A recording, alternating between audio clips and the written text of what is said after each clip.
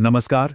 आज की इस बेहद अहम रणनीतिक ब्रीफिंग में हम पश्चिम बंगाल में हो रहे उस बड़े प्रशासनिक बदलाव को डिकोड करने वाले हैं जिसने राज्य और केंद्र सरकार के रिश्तों को पूरी तरह से एक नई दिशा दे दी है।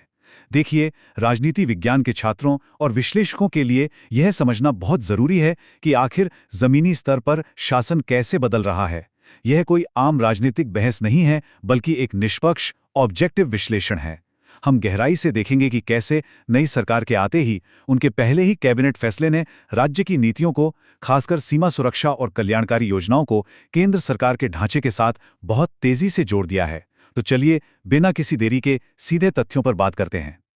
तो इस विश्लेषण का हमारा रोड मैप कुछ इस तरह रहेगा। सबसे पहले बात करेंगे राज्य और केंद्र शासन में बदलाव की, फिर देखेंगे सीमा सुरक्षा की गतिशीलता, उसके बाद फेंसिंग लॉजिस्टिक्स और जीरो लाइन को समझेंगे, फिर प्रशासनिक निष्पादन, नीति और कल्याण एकीकरण पर चर्चा करेंगे और अंत में एक निष्कर्ष निकालेंगे। चलिए शुरू करते हैं। आइए सबसे पहले बात करते हैं चरण 1 की, राज्य और केंद्र शासन में हो रहे बदलावों के बारे में। देखिए, किसी भी क्षेत्र की सुरक्षा और विकास के लिए राज्य और केंद्र के बीच तालमेल होना बहुत जरूरी है। और अभी जो हम बंगाल में देख रहे हैं वो सिर्फ छोटी मोटी नीतियों का बदलाव नहीं है, बल्कि काम करने के तरीके में एक बहुत बड़ा फंडामेंटल शिफ्ट है। अगर हम पिछले प्रशासन और नई सरकार की तुलना करें तो तस्वीर बिल्कुल साफ हो जाती है।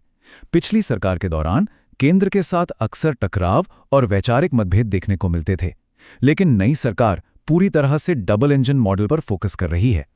सीमा सुरक्षा की ही बात लें, पहले बाड़ लगाने के लिए जमीन देने में काफी देरी होती थी। तर्क ये था कि सीमा प्रबंधन केंद्र का विषय है और फेंसिंग से किसानों को नुकसान होता है। लेकिन अब नई सरकार ने सुरक्षा को सबसे ऊपर रखते हुए एक सख्त आदेश दिया है कि महज 45 दिनों के भीतर बीएसएफ को जमीन सौंप दी जाए। सच में ये एक बहुत बड़ा बदलाव है। और सिर्फ सुरक्षा ही नहीं, कल्याणकारी योजनाओं में भी अब केंद्रीय योजनाओं को राज्य के ढांचे में तेजी से शामिल किया जा रहा है। अब बढ़ते हैं हमारे दूसरे चरण की तरफ, सीमा सुरक्षा की गतिशीलता और उसका इतिहास। इस पूरे पुनर्गठन में अगर कोई सबसे अर्जेंट मुद्दा है तो वो है हमारी 4000 किलोमीटर से अधिक लंबी अंतर्राष्ट्रीय सीमा की सुरक्षा। जरा सोचिए, ये सिर्फ नक्शे पर खींची गई कोई रेखा नहीं है, बल्कि एक बहुत ही जटिल और संवेदनशील सुरक्षा चुनौती है। हमारे बीएसएफ जवानों के लिए वहां की सच्चाई बेहद अस्थिर और जोखिम भरी होती है। वहां सिर्फ घुसपैठियों का ही डर नहीं है, रोजमर्रा के आधार पर उन्हें मवेशियों की तस्करी, भारत के सब्सिडी वाले उर्वरकों की तस्करी, नशीले पदार्थों, जाली नोटों और यहां तक कि मानव तस्करी जैसे गंभीर अपराधों से जूझना पड़ता है। हाल ही में त्रिपुरा के सिपाही जाला में जो हुआ वो इसका एक जीता जागता उदाहरण है। वहां गश्त कर रहे बीएसएफ जवानों पर तस्करों ने पथराव कर दिया, जिसके बाद जवानों को आत्मरक्षा में कदम उठाना पड़ा। यह घटना साफ दिखाती है कि घने जंगलों और नदियों वाले इन इलाकों में हमारे सुरक्षा बल रोजाना कितने बड़े खतरों का सामना करते हैं। और हाँ, ये सुरक्षा की चिंता कोई आज या कल की बात नहीं है। अगर हम इतिहास के पन्नों को पलटें तो 1980 के दशक से ही विद्रोही गुट इन खुली और नदियों वाली सीमाओं का फायदा उठाते आ रहे हैं। साल 2000 आते आते तो एनएलएफटी और एटीटीएफ जैसे उग्रवादी संगठन यहां बहुत ज्यादा एक्टिव हो गए थे, जो अक्सर सीमा पार जाकर छिप जाते थे। हालांकि 2007 के बाद पड़ोसी देश की मदद से कई शिविरों को नष्ट भी किया गया, लेकिन हाल ही में जिस तरह की भू राजनीतिक उथल-पुथल हुई है, उसने एक बार फिर क्षेत्रीय सुरक्षा के समीकरणों को बदल दिया है। इसीलिए सीमा को पूरी तरह से सील करना आज के समय की सबसे बड़ी प्राथमिकता बन गया है। चलिए अब बात करते हैं चरण 3 की, फेंसिंग लॉजिस्टिक्स और जीरो लाइन के बारे में। अब ये सवाल उठता है कि फेंसिंग करना इतना मुश्किल क्यों है। तो बात यह है कि घनी आबादी वाले कृषि क्षेत्रों में बाड़ लगाना जमीनी स्तर पर सच में बहुत चुनौतीपूर्ण होता है। इसे जीरो लाइन की समस्या कहते हैं। राजनीति और प्रशासन के छात्रों के लिए यह समझना बहुत जरूरी है। दरअसल अंतर्राष्ट्रीय समझौतों के मुताबिक एकदम अंतर्राष्ट्रीय सीमा रेखा के ऊपर बाड़ नहीं लगाई जा सकती। नियम यह है कि फेंसिंग को सीमा से 150 गज दूर भारतीय क्षेत्र के अंदर लगाना होता है। अब समस्या यह है कि इस 150 गज के बफर जोन में भारत के कई गांव, घर और खेत आ जाते हैं। बाढ़ लगने के बाद कई ग्रामीण और किसान अपनी ही जमीन और बाढ़ के बीच फंस जाते हैं। एक तरफ अंतर्राष्ट्रीय कानून है और दूसरी तरफ लोगों की रोजी रोटी। इनके बीच का ये टकराव ही वो कारण है जिससे जमीन अधिग्रहण की प्रक्रिया किसानों के लिए एक बड़ी परेशानी और सुरक्षा बलों के लिए एक भारी लॉजिस्टिक चुनौती बन जाती है। यहीं से हमारा चौथा चरण शुरू होता है, प्रशासनिक तंत्र, यानी ये सब जमीन पर लागू कैसे होगा। इतने बड़े सुरक्षा लक्ष्यों को हासिल करना आसान नहीं है, लेकिन राज्य मंत्रिमंडल ने इसके लिए बहुत ही तेज प्रशासनिक कदम उठाए हैं। हुआ ये कि पहली ही कैबिनेट बैठक में भूमि हस्तांतरण को हरी झंडी दे दी गई और उसके तुरंत बाद राज्य के मुख्य सचिव और भूमि राजस्व सचिव को इस काम को युद्ध स्तर पर पूरा करने का जिम्मा सौंपा गया। टारगेट बिल्कुल साफ और सख्त है। सिर्फ और सिर्फ 45 दिनों के अंदर बीएसएफ को बाढ़ लगाने के लिए पूरी जमीन सौंपनी है।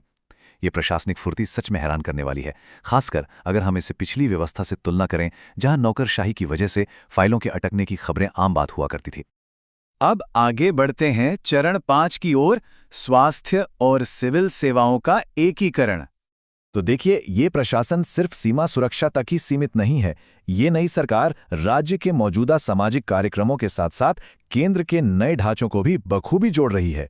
काफी लंबे समय से राज्य और केंद्र के बीच स्वास्थ्य योजनाओं को लेकर नीतिगत मतभेद चल रहे थे, लेकिन अब बड़ा बदलाव ये हुआ है कि नई सरकार ने केंद्र की आयुष्मान भारत योजना को राज्य में लागू करने की मंजूरी दे दी है। और सबसे दिलचस्प बात क्या है, मुख्यमंत्री ने बिल्कुल साफ कर दिया है कि पुराने सामाजिक सुरक्षा योजनाएं बंद नहीं होंगी। मतलब नई आयुष्मान भारत योजना राज्य की पहले से चल रही स्वास्थ्य साथी योजना के साथ मिलकर चलेगी। सहकारी संघवाद यानी कोऑपरेटिव फेडरलिज्म का ये एक बहुत ही बेहतरीन उदाहरण है, जहां नागरिकों की भलाई के लिए राज्य और केंद्र के सिस्टम कंधे से कंधा मिलाकर काम करेंगे। अब जरा आंकड़ों पर गौर करते हैं। इस नई अपनाई गई आयुष्मान भारत योजना के तहत कमजोर और गरीब परिवारों को गंभीर बीमारियों के इलाज के लिए हर साल पूरे 5 लाख रुपए तक का कैशलेस अस्पताल कवर मिलेगा। 5 लाख रुपए! ये एक बहुत बड़ा सुरक्षा कवच है, जो ग्रामीण और शहरी दोनों ही क्षेत्रों में एक बड़ी आबादी को सीधा फायदा पहुंचाएगा। स्वास्थ्य के अलावा उन केंद्रीय नीतियों को भी तेजी से लागू किया जा रहा है जो पहले किसी न किसी वजह से रुकी हुई थीं। जैसे कि नई सरकार ने आपराधिक कानूनों के पुराने सिस्टम को बदलते हुए आधिकारिक तौर पर भारतीय न्याय संहिता यानी बीएनएस को लागू कर दिया है। इसके साथ ही सीमावर्ती इलाकों में हो रहे जनसांख्यिकीय बदलावों यानी डेमोग्राफिक चेंजेस की सटीक निगरानी के लिए जून 2025 के जनगणना परिपत्र को भी फौरन बहाल कर दिया गया है। इतना ही नहीं, राष्ट्रीय और राज्य कैडर के अधिकारियों के लिए अनिवार्य केंद्रीय प्रशिक्षण शुरू करने का भी आदेश दिया गया है। जाहिर है, इससे प्रशासन में तालमेल और काम करने की स्पीड काफी बढ़ जाएगी। प्रशासनिक एकीकरण अपनी जगह है, लेकिन ये जो 5 का अंक है ना, ये आम नागरिकों और खास तौर पर युवाओं के लिए बहुत बड़ा मायने रखता है। दरअसल कैबिनेट ने राज्य सिविल सेवा के परीक्षा देने वाले उम्मीदवारों के लिए अधिकतम आयु सीमा में पूरे 5 साल की छूट को मंजूरी दे दी है। ये कदम उठाना इसलिए भी जरूरी था क्योंकि 2015 के बाद से राज्य सरकार के कई विभागों में कोई भर्तियां ही नहीं हुई थीं। इस लंबे गैप की वजह से हजारों योग्य उम्मीदवारों की उम्र सीमा निकल गई थी। तो ये फैसला सीधे तौर पर उन युवाओं के लिए एक बड़ी राहत बनकर आया है जो सालों से एक मौके का इंतजार कर रहे थे। और अब हम अपने अंतिम चरण पर आते हैं, चरण 6, निष्कर्ष। तो इस पूरी रणनीतिक ब्रीफिंग का निचोड़ क्या है? स्वास्थ्य और कानून के केंद्रीय ढांचे को अपनाना हो, महज 45 दिनों में बीएसएफ को जमीन सौंपना हो, या फिर जनगणना को दोबारा शुरू करना हो, ये सब सिर्फ रोजमर्रा के सरकारी फैसले नहीं हैं। ये बहुत ही गहरे और रणनीतिक कदम हैं। सोचने वाली बात यह है कि इतनी तेजी से हुआ ये प्रशासनिक पुनर्गठन भारत के संघीय ढांचे और सहकारी संघवाद के भविष्य को किस तरह से आकार देगा, और क्या दशकों पुरानी सीमा पार की सुरक्षा चुनौतियां इससे हमेशा के लिए हल हो पाएंगी? शासन और नीतियों का अध्ययन करने वाले किसी भी व्यक्ति के लिए यह बदलावों का एक बहुत ही दिलचस्प दौर है। तो चलिए आज के इस विश्लेषण को यहीं समाप्त करते हैं। इसमें हमारे साथ जुड़ने के लिए बहुत बहुत धन्यवाद, और हाँ, हमेशा कुछ नया सीखते रहें